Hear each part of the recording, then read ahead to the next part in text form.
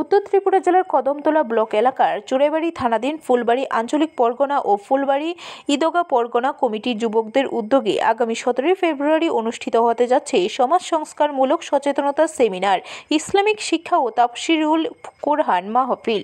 ফুলবাড়ি ঈদগাঁ সংলগ্ন মাঠে এদিন সকাল 10 ঘটিকা থেকে বিকাল 5 ঘটিকা পর্যন্ত চলবে প্রথম পর্বের অনুষ্ঠান এবং বিকাল 5:30 ঘটিকা থেকে রাত 10 ঘটিকা পর্যন্ত চলবে দ্বিতীয় পর্বের আলোচনা পর্ব। এই উপলক্ষে উদ্যোক্তা কমিটির পক্ষ থেকে প্রস্তুতিও চলছে জোর কদমে। মূলত এলাকার যুব সমাজকে কিভাবে বিভিন্ন সমাজ বিরোধী কাজ থেকে বিরত রাখা যায় সেই উদ্দেশ্য নিয়ে তাদের এই আয়োজন বলে জানান পরিচালনা কমিটির সদস্যরা। এতে প্রধান অতিথি হিসেবে উপস্থিত থাকবেন বিশিষ্ট শিক্ষাবিদ ডক্টর মাহবুবুল হক। তাছাড়া তিনি মেলাঘরের ইউনিভার্সিটি সায়েন্স অ্যান্ড টেকনোলজি বিভাগের চেয়ারম্যান। এছাড়াও উপস্থিত থাকবেন শিক্ষাবিদ ডক্টর মুস্তফা কামাল, শিক্ষাবিদ ডক্টর জালাল মিয়া।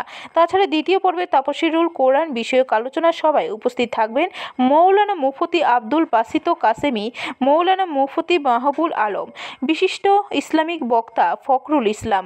তাছাড়াও ফুলবাড়ি আঞ্চলিক পরগনা কমিটির পক্ষে থাকবেন গিয়াস উদ্দিন চৌধুরী, আনফর আলী, ইকবাল বাহার চৌধুরী, জাকির হোসেন, আছাব উদ্দিন চৌধুরী, আজিজুর রহমান সহ আরও অনেকেই। এই উপলক্ষে উক্ত মহতী অনুষ্ঠানে ছাত্র, যুব, অভিভাবক, শিক্ষানুরাগী সর্বস্তরের জনসাধারণের উপস্থিতি ও সার্বিক সহযোগিতা কামনা করেছেন পরিচালনা কমিটি। তাফসিরুল কোরআন মাহফিল অনুষ্ঠিত হবে। এই মহতী মাহফিলে মূল লক্ষ্যটা হচ্ছে আমাদের সমাজ পিছিয়ে পড়া জাতিকে সামনের দিকে যাতে এগিয়ে নিয়ে নেওয়া যায়। পাশাপাশি আমাদের এই মহতী অনুষ্ঠানে প্রধান আকর্ষক হিসাবে উপস্থিত থাকবেন ডক্টর মাহবুবুল হক,